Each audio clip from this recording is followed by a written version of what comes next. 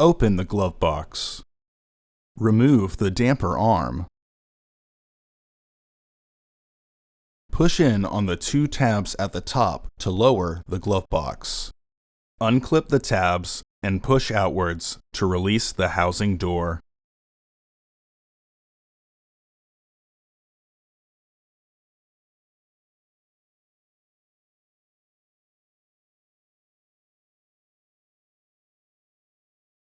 Remove the old filter from the housing and clean out any debris inside.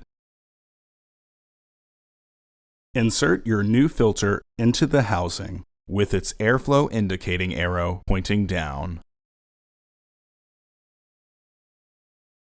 Align the bottom tabs of the housing cover, then press the top tabs to lock it into place.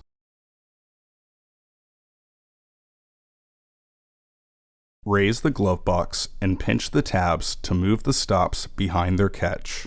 Reinstall the damper arm.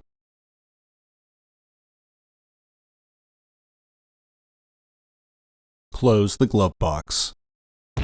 Order your parts today at filterheads.com. Also, please like our video and subscribe to our channel so you won't miss any new content.